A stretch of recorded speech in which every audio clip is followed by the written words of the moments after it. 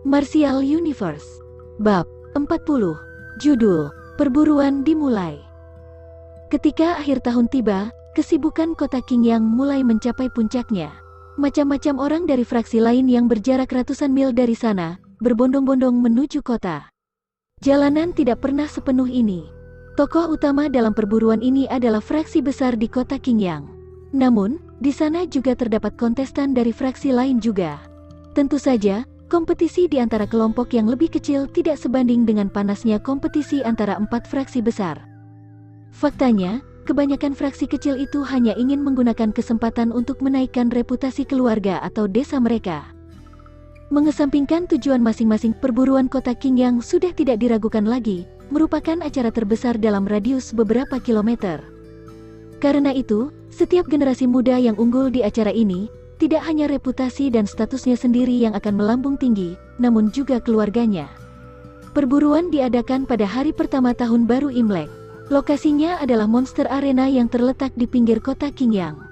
Tempat itu memiliki arsitektur termegah di seluruh penjuru kota. Terlebih bangunannya yang luas dan mencakup beberapa kilometer hutan. Tepat di tengahnya terdapat bukit kecil yang telah diubah menjadi arena raksasa. Duduk di sana adalah para tamu. Seluruhnya menanti untuk menyaksikan lahirnya juara baru. Banyak partisipan menunggu dengan napas tertahan, seiring jarum jam yang akhirnya menunjukkan hari perburuan telah tiba. Ketika tiba saatnya, suasana sibuk kota Qingyang meledak dalam lautan manusia yang bergegas menuju Monster Arena. Seluruh penjuru tempat dipenuhi dengan suasana takjub. Inikah titik awal perburuan? Lindong bertanya. Dia berdiri di menara tinggi sambil melihat ke bawah, ke arah hutan lebat dengan tatapan terkejut. Berdiri di belakang Lindong adalah anggota inti keluarga Lin. Pemimpin kelompok tentu saja kakek Lin Zentian. Sementara Lin Xiao, Lin Ken, Lin Mang dan sisanya berdiri di sampingnya. Benar. Mendengar pertanyaan Lindong, Lin Zentian menjawab dengan senyum lebar. Melihat Lindong, kebahagiaan dan rasa puas muncul di wajahnya. Setelah pencapaian luar biasa Lindong, dia mulai lebih memperhatikan cucunya itu. Dalam beberapa waktu ini, dia bahkan mengusulkan untuk mengajarkan ilmu bela diri secara pribadi. Namun, dia ditolak Lindong karena pemuda itu ingin berkonsentrasi mengembangkan tubuh terlebih dahulu. Kenyataannya, Lindong tidak butuh orang untuk mengajarinya ilmu bela diri sejak dia memiliki sosok bercahaya batu talisman.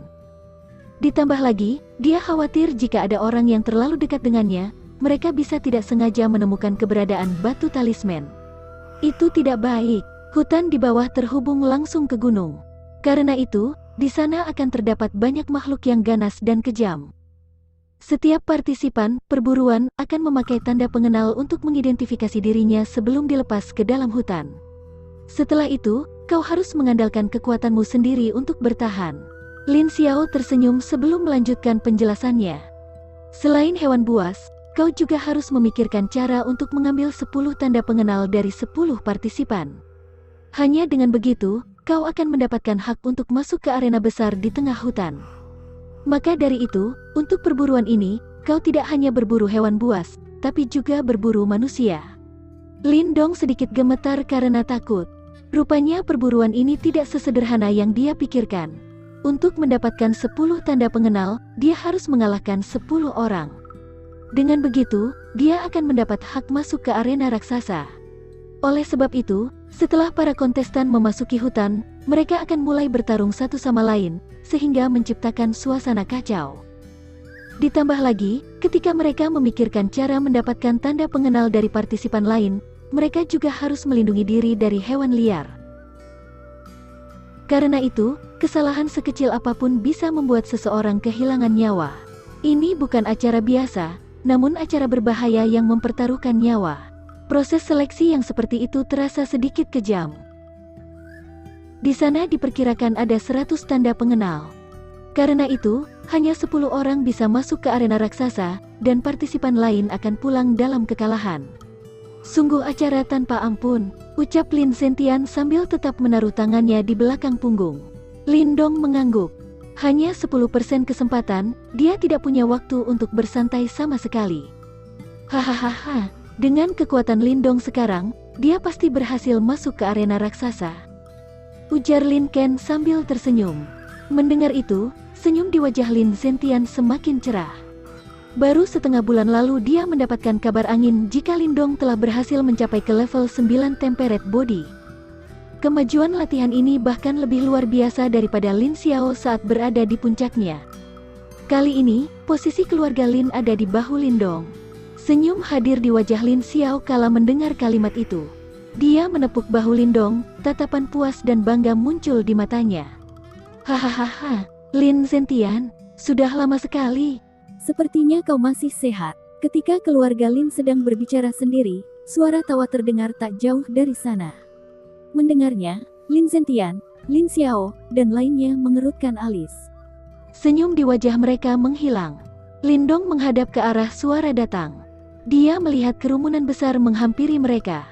Di mana saja kerumunan ini lewat, orang-orang di sekitarnya pasti cepat-cepat memberi jalan dan penampilan mereka terlihat mengancam. Memimpin kelompok adalah dua orang. Salah satunya mengenakan mantel sutera berwarna abu-abu muda dan terlihat seumuran dengan Lin Zentian. Kedua matanya cekung, dan dia memberikan aura dingin yang mengancam. Satu orang lainnya adalah pria paruh baya, senyum selalu hadir di wajahnya. Dia terlihat ramah dan mudah didekati.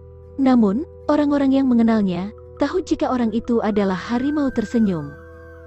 Orang tua itu adalah kepala keluarga Lei, namanya Lei Bao. Satunya adalah kepala keluarga Xie, namanya Xie Qian. Mereka berdua adalah musuh keluarga Lin. Mereka sampah.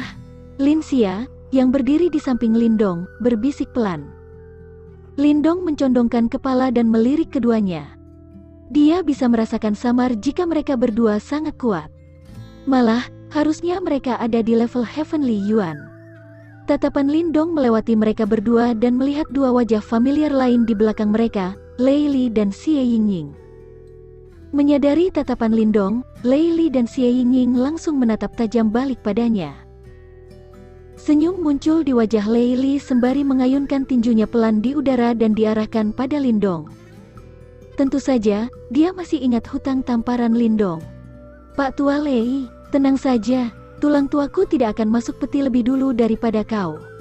Lin Zentian tersenyum dan menghampiri mereka berdua.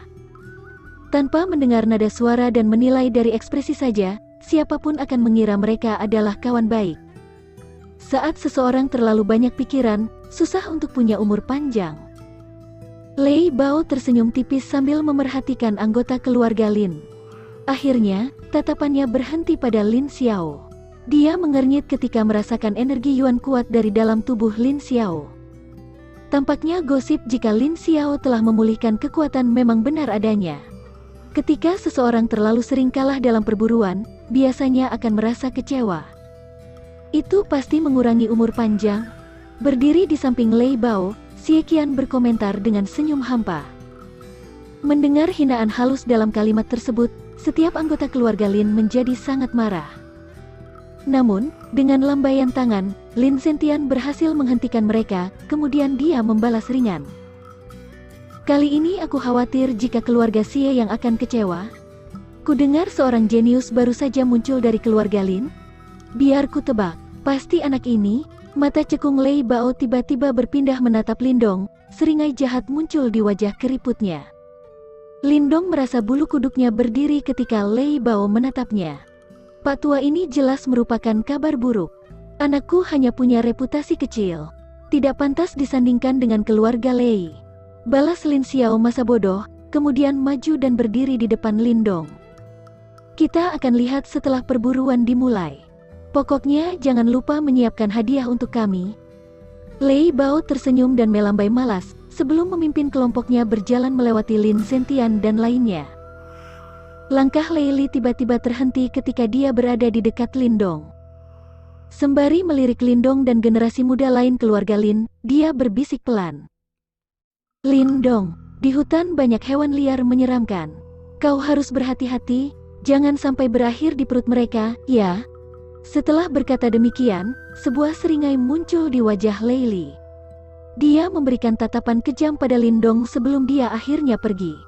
Brengsek, dia terlalu sombong, balas Lin Xia marah, kemudian menatap tajam punggung Lei Li. Lindong melirik punggung Lei Li. Dia tahu jika Lei Li hanya mencoba mengintimidasinya.